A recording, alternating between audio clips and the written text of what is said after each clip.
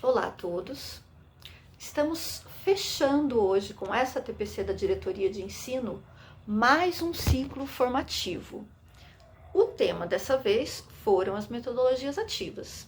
Não poderíamos encerrar esse ciclo formativo se não convidando os professores da rede para dialogar conosco, para contar um pouquinho qual a percepção deles e o que tem acontecido nas escolas em torno desse tema. Convidamos da Escola Antônio Pinto de Almeida Ferraz, o APAF, a professora Anelise Soares Silva. A professora Anelise ela tem uma percepção muito interessante. Ela diz que sim, as metodologias ativas elas vão compor aí um novo modelo de ensino que vai trazer o aluno para o centro da aprendizagem, para uma aprendizagem mais autônoma, mais participativa. Mas esse novo modelo não apaga todo o conhecimento em torno do ensino que a gente já conhece. Ele vem se articular, né? Um novo modelo que vem se articular a um modelo que já existe. E ela vai contar pra gente como é que ela articula, o que vem de novo nas aulas de língua portuguesa lá na escola. Depois, se a gente está pensando num novo modelo, é lógico que isso vai carecer de formação. Afinal de contas, o que são essas metodologias ativas? Quais são elas? Lá na Escola Comendador Luciano Guidotti, a CGPG Mariane San Juan Nalim Kadri, ela propôs também um ciclo formativo nas ATPCs da escola para tratar desse tema, para trazê-lo como objeto de formação com os professores. A professora Karina Correia Costa Servetti vai contar para a gente como é que ela vai se apropriar de uma dessas metodologias que ficou a critério dela escolher. Ela escolheu a sala de aula invertida, porque naquele momento, né, de acordo com o conteúdo que ela estava trabalhando, as habilidades que tinham que ser trabalhadas, aquele modelo, aquela metodologia era a que mais se adaptava, se adequava ao que ela precisava. E ela vem contar pra gente como é que ela usou a sala de aula invertida, articulada aí ao trabalho em sala de aula. Queria fazer um pedido. Hoje, usem, por favor, os comentários aqui abaixo do vídeo no YouTube para escrever sobre metodologias ativas. Qual a sua percepção? O que você pensa sobre elas? Já teve algum tipo de formação na escola?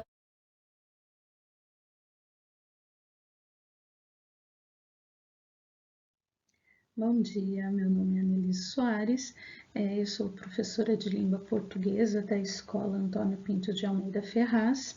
Esse ano leciono para a turma do 7º e do 8º ano, e nas últimos ATPCs a gente tem falado sobre metodologias ativas, e daí estou propondo aqui um planejamento, uma prática em sala de aula, propondo na verdade assim um pensamento, né, o como utilizar nossas habilidades e em sala de aula. Mas antes de chegar na prática, né, gostaria de relembrar aqui as metodologias que usamos e que temos disponíveis. Então, a metodologia tradicional, né, de ensino o professor é considerado a figura central e o único detentor do conhecimento, que repassa aos alunos, por meio de aulas expositivas, o assunto a ser aprendido. Os alunos se torna um espectador durante as aulas. Então, o seu papel acaba sendo de memorizar e reproduzir aquilo que o professor falou. Temos agora, então, as metodologias ativas, né, que com a pandemia parece que ela se acentuou mais, né, e que ela propõe que o estudante esteja no centro do processo de aprendizagem. Então, o aluno, ele passa a ser o protagonista do seu processo de ensino.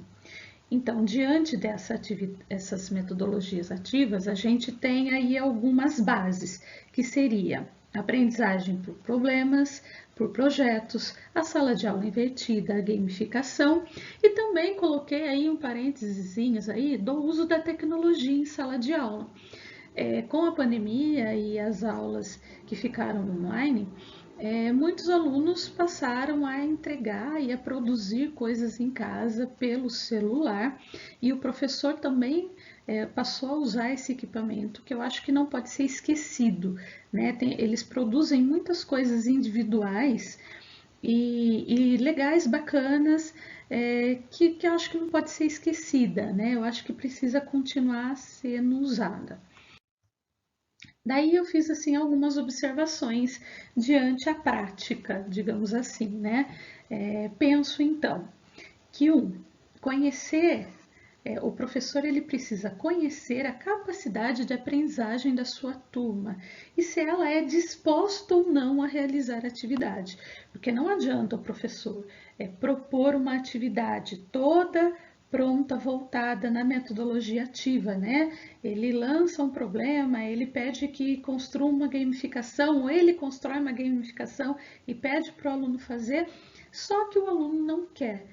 Ou ele não tem o equipamento disponível para estar fazendo, ou ele também não tem conhecimento para estar fazendo sozinho. Ele precisa de um caminho, ele precisa da orientação mais a fundo, mais teórica do professor.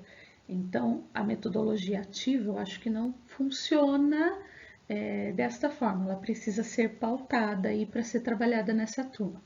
Acredito que nessa altura do ano, né, a gente está em setembro, os professores já conhecem a turma, já conhecem o que eles conseguem ou não produzir e o que trazem ou não para você. Daí eu fiz aqui uma segunda posição, que é necessário a teoria e a exposição que o professor faz, né, que seria a nossa metodologia tradicional. Esse tradicional, eu acho que o professor pode expor e na mesma hora recolher do aluno informações já que ele explora, ele explica, ele já recolhe do aluno uma devolutiva. Eu acho que é necessário, principalmente se na hora de fazer com o seu aluno, né, aquela primeira introdução que tem nos cadernos, né, tanto no currículo em ação quanto no Aprender Sempre, que pede o que o aluno conhece, né, a prévia sobre o assunto, se a sala, se a turma não dá uma resposta nisso, sim, o professor precisa da aula expositiva, ele precisa do teórico, ele vai precisar da lousa, seja um quadro branco, seja um quadro de giz, seja uma lousa digital, mas ele vai precisar desse espaço e ele vai precisar desse tipo de aula. Ele não vai ter como fugir para a metodologia ativa, se ele não tiver uma tradicional para fazer um caminho, para fazer uma base. Também fiz aí uma colocação, né, que o aluno ele precisa adquirir o conhecimento, ele precisa absorver. Então, se ele não tem uma prévia daquilo, se ele não tem um conhecimento adquirido por si só, de outras partes e de outras áreas que tragam até ele precisa sim da exposição, ele precisa sim do teórico. E também, nesse momento, a gente observa muito nos adolescentes, né, a falta de concentração, principalmente quando é uma fala muito longa, né?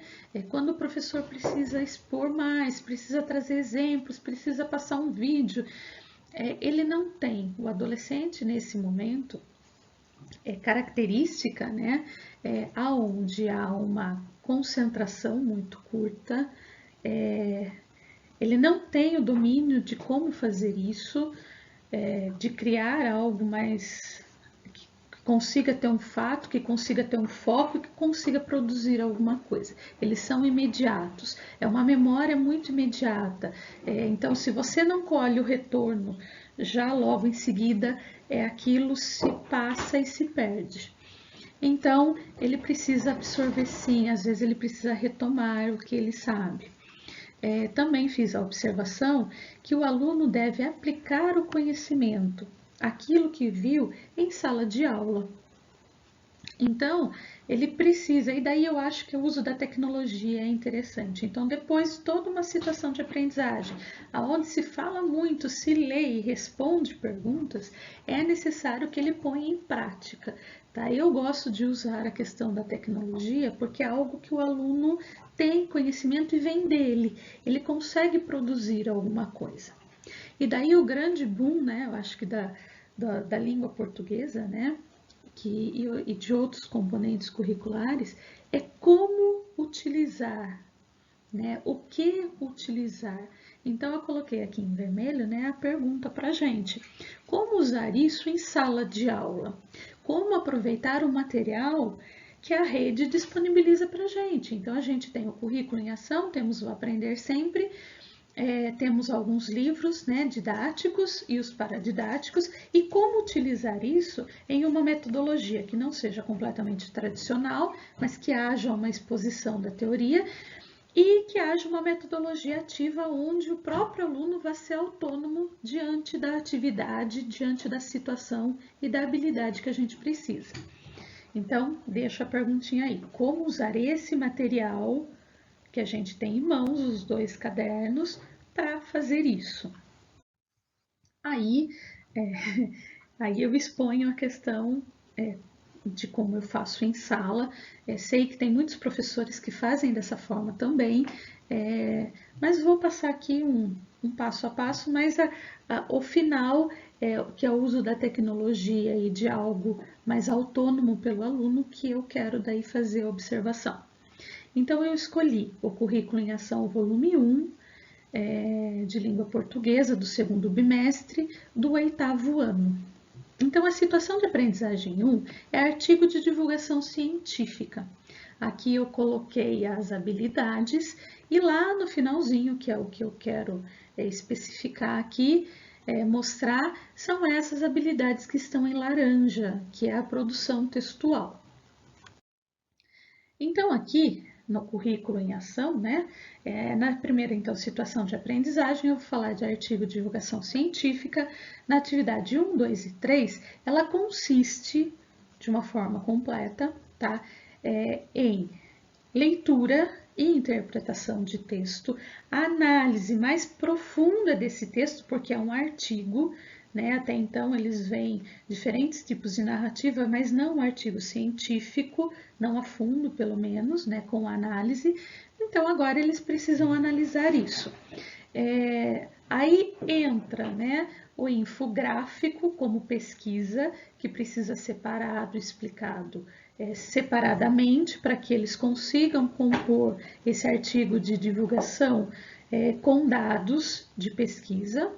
Temos a estrutura em si de um artigo, onde requer o argumento e requer fontes, que nesse momento é novo, né? É algo que já foi visto, mas que é muito cru. E que nesse momento ele vem daí com certo impacto no 8º ano, essa questão do argumentar e da onde tirar esses argumentos.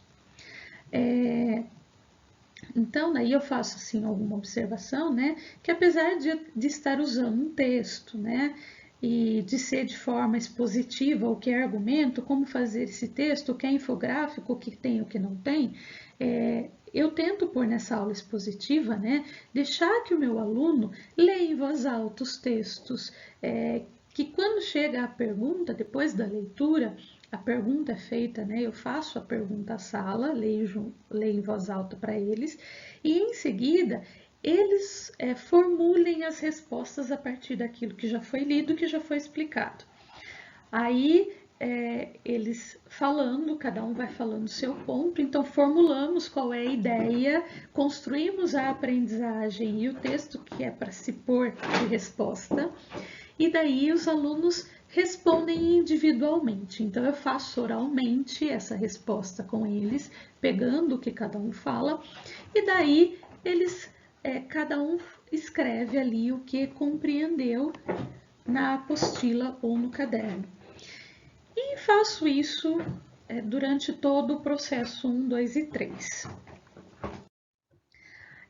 Aí é o que deixa a nossa prática agora um pouco mais autônoma, né?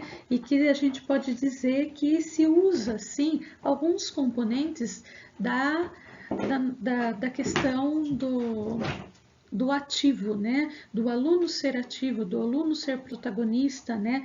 Da nossa metodologia ativa, não completa, mas faz deixas, né? Faz aí braços para que se leve a isso, né? O que o aluno comece a construir e que consiga, em determinado momento, fazer esse protagonismo diante ao conteúdo de língua portuguesa. Então, a atividade 4, né, depois da sequência toda, ela é uma produção de texto, né, aonde o aluno em dupla ou em trio, daí depende da quantidade de alunos da sala, ele precisa produzir um artigo de divulgação científica com toda a estrutura, seguindo passo a passo desse roteiro. A apostila, né, o currículo em ação, ele traz 5 temas. E nesse momento, os alunos, esses temas que estão aí, não é de conhecimento e nem de interesse, pelo menos da grande maioria, né? Então, acabo deixando para que eles escolham qual é o tema, né, dentro do que se entende de divulgação científica, qual é o tema para ser trabalhado. Qual é a pesquisa? Então, eu lanço, né, a base de um problema, que é a produção do artigo, de uma pesquisa onde eles precisam buscar o assunto para reproduzir, né, e produzir um texto. Então, o aluno passa a ter autonomia, né, em pesquisar e escrever o assunto do seu interesse e do seu conhecimento. Então, eles se dividem e preparam. Logo em seguida, né, que já explico junto para eles, a atividade 5 é divulgar esse texto. Porque se é artigo de divulgação científica, você precisa divulgar o texto. Então, como fazer essa divulgação? A apostila também traz 5 referências do que eles podem fazer, mas eu lanço mão da tecnologia que eu tenho mais próxima, que seria o celular e os aplicativos dentro desse celular. Então, na produção, eles produzem o texto do seu interesse e daí, via WhatsApp, eles precisam produzir ou um podcast, né? Ou então um vídeo, né? Pode ser animado, pode ser em quadrinhos, pode ser uma gravação do próprio aluno, mas ele precisa me mandar algo em algum aplicativo que eles conhecem. Pode ser até o TikTok, o Cult, até mesmo o do Insta, que eles gostam de gravar, né? Que é curtinho, é rápido e eles conseguem fazer. Então, eu deixo com que eles produzam isso, tá? Agora, no próximo slide, eu coloquei 2 trabalhos, tá? Finais já, né? Depois do texto produzido, aonde eles tinham que me devolver. Vou tentar passar agora nos minutos que eu tenho, os 2 para que vocês vejam, tá? O primeiro é um artigo de divulgação em artes visuais. É um vídeo onde os alunos não aparecem, mas eles narram, né? E colocam imagens. A menina que aparece falando, né, em desenho, uma das alunas desenha, né, gosta de fazer desenho à mão livre, então ela fez aí alguns desenhos. Então, vou colocar aqui para a gente assistir. Existem muitos tipos de arte e é sobre isso que vamos falar hoje. Artes visuais. Esculturas, desenhos, quadros, danças, músicas são tipos diversos de arte. Expressam um sentimento, contam uma história, passam um pensamento, etc. Exatamente tudo o que o artista quiser, apenas precisa-se de um pouco de criatividade. Existem várias técnicas, tanto na pintura quanto na escultura, ou qualquer outro ramo da arte.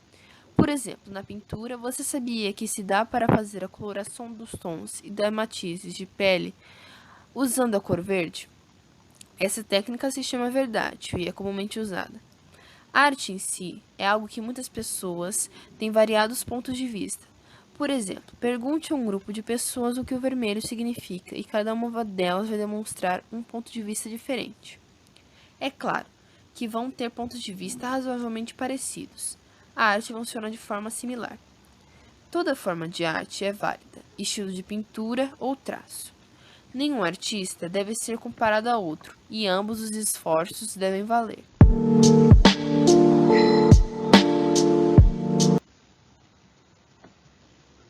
Ok. Agora, esse próximo, né, um artigo também, fala sobre a convivência escolar.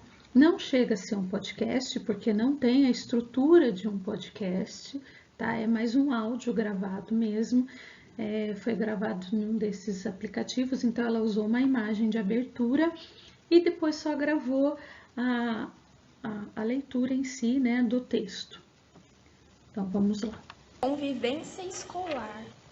A convivência escolar aponta para a integração entre alunos, podendo fazer com que eles consigam conviver uns com os outros em paz e harmonia, evitando uma certa discórdia entre os estudantes. Essa convivência social pode permitir que os alunos convivência Existem muitos escolar. tipos de arte, é sobre isso A que vamos falar convivência hoje. escolar Artes aponta visuais, para a integração entre esculturas, alunos, desenhos, podendo quadros, fazer com que danças, eles músicas, consigam são tipos conviver uns com diversos os de outros arte. em Expressam um paz e sentimento, harmonia, contam uma evitando uma história, certa passam um discórdia pensamento, entre os etc. estudantes. Exatamente tudo Essa que o artista convivência quiser, social apenas pode precisa-se de um permitir que pouco os de alunos consigam criatividade. criar uma sensação Existem várias de técnicas, tanto na pertencimento a um pintura grupo. quanto na escultura, ou qualquer outro ramo da Ok. arte. Por exemplo, na Então, pintura, você sabia que se vocês dá viram que para são fazer a dois trabalhos coloração dos tons e diferentes, dermatizes de né? pele Com usando a cor verde? aquilo que o aluno Essa técnica se chama consegue verdade e é produzir ou comumente não, usada.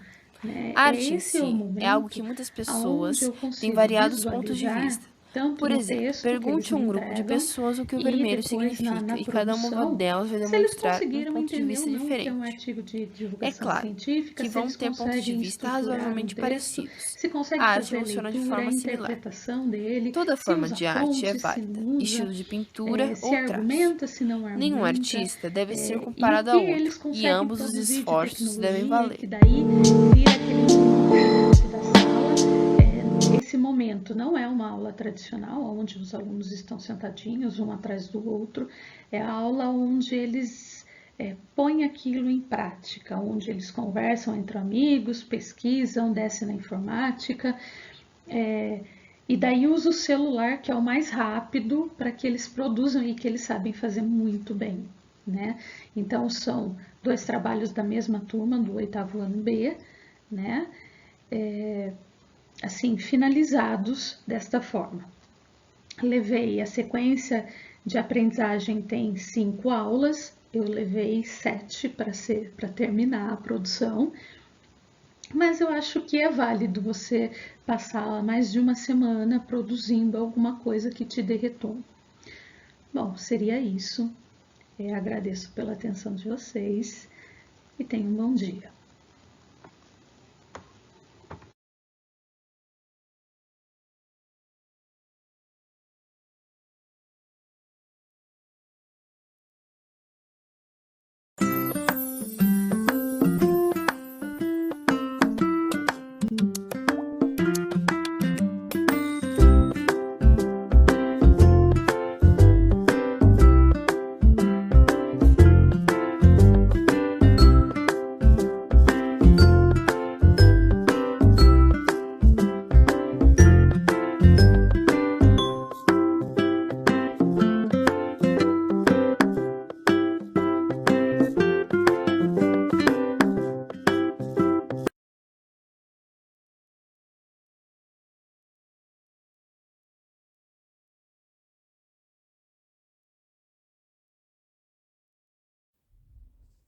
Olá, boa tarde a todos. Meu nome é Mariane, eu sou CGPG da Escola Comendador Luciano Guidotti e hoje eu vou compartilhar com vocês uma boa prática que nós tivemos na nossa unidade escolar. Durante as reuniões de ATPCG sempre surgia a discussão sobre as estratégias de ensino e quais metodologias nós poderíamos utilizar de forma que a gente trabalhe com uma sala heterogênea de níveis de aprendizagem e que seja atrativo para os alunos. Então, nós, durante o segundo bimestre, nós nos organizamos para poder estudar o livro Metodologias Ativas do José Moran e da Lilian Bach, da seguinte maneira. Eu apresentei, né, em ATPCG essa formação introdutória, falando um pouquinho sobre essa metodologia, e nós separamos, então, dividimos os professores em trios, né? Cada trio ficou com um capítulo específico para poder estudar, que se direcionava a um tipo de metodologia, né? Essa separação dos capítulos eu realizei previamente a fim de verificar quais deles seria possível de implementar na nossa escola. E durante as formações, cada professor apresentava, então, esse estudo e de que forma isso poderia ser aplicado em sala de aula, né?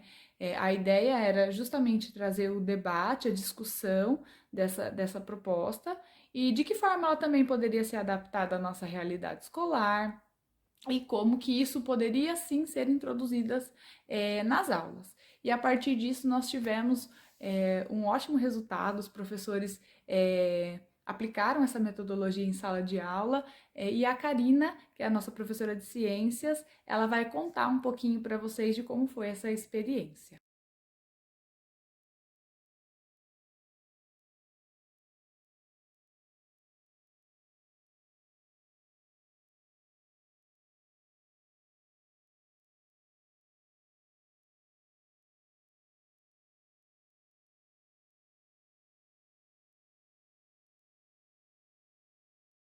Meu nome é Karina, sou professora aqui do Luciano Guidotti, de Ciências, há 2 anos. E vim aqui compartilhar com vocês uma prática de boas aulas. No segundo bimestre, tivemos uma formação de boas práticas, com base em metodologias ativas. E tivemos grupos para apresentação, né, de cada metodologia. Formamos trio de professores para desenvolver cada trio um capítulo. O meu foi sala de aula invertida.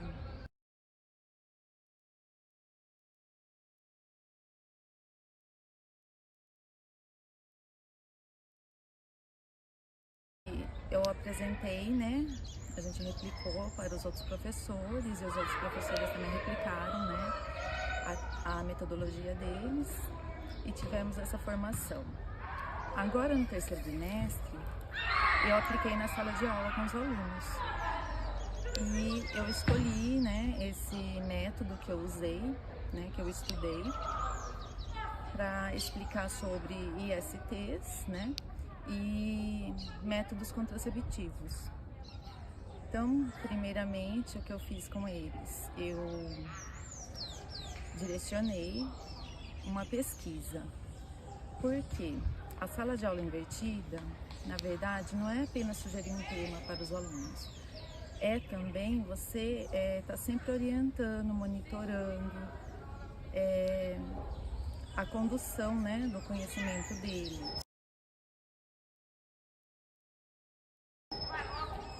Então eu usei o livro didático por conta que a internet às vezes não funciona e alguns alunos também não têm recursos, né, de ter internet. Então eu coloquei as páginas do livro didático que eles deveriam pesquisar.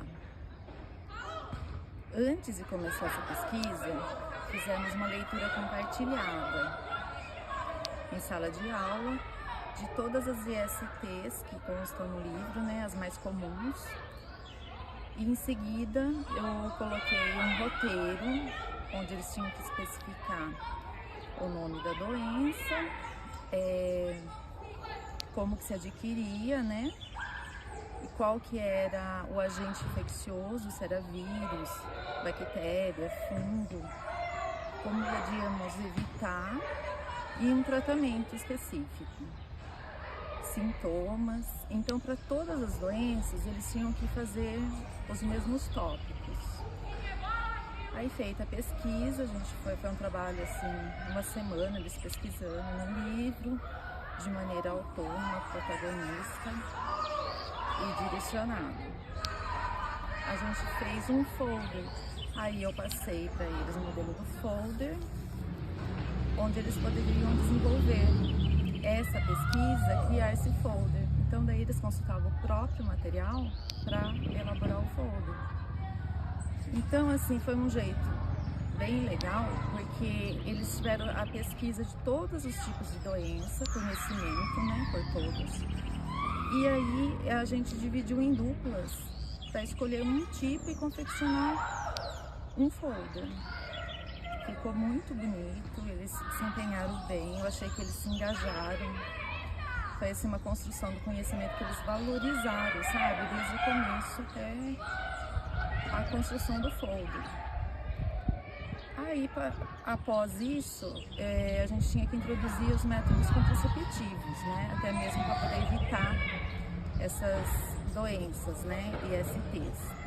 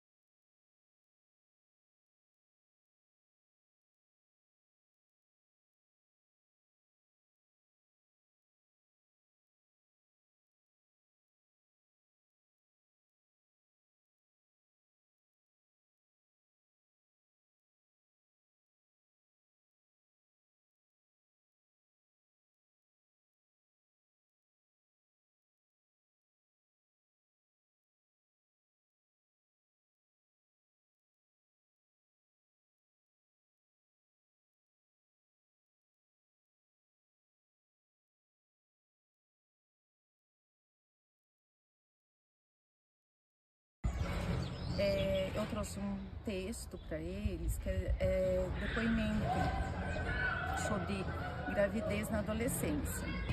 Menina mãe, menino pai.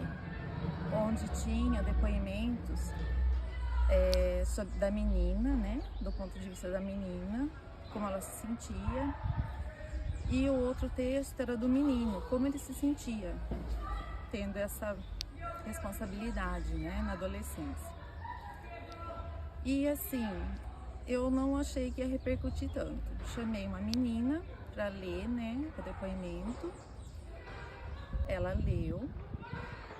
Aí eu chamei um menino. Assim, foi muito assim, satisfatório, porque todos se envolveram com problemas, sentiram, sabe? Sentiram na pele do personagem. Assim, foi uma leitura dramatizada. E que eles, até hoje, eu chego na sala, professora, a aula vai ser com emoção ou sem emoção?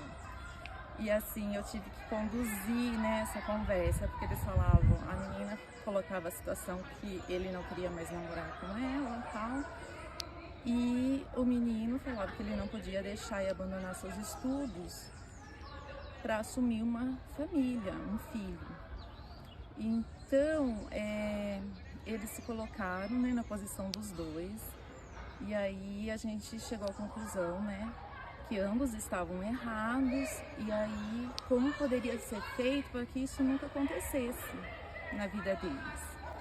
Aí começamos a dar o início aos métodos contraceptivos na outra aula, que também foi muito legal.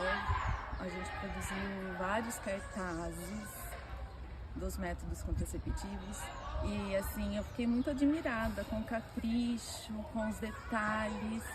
Ficou um trabalho fantástico, que está na exposição da escola, né, no momento.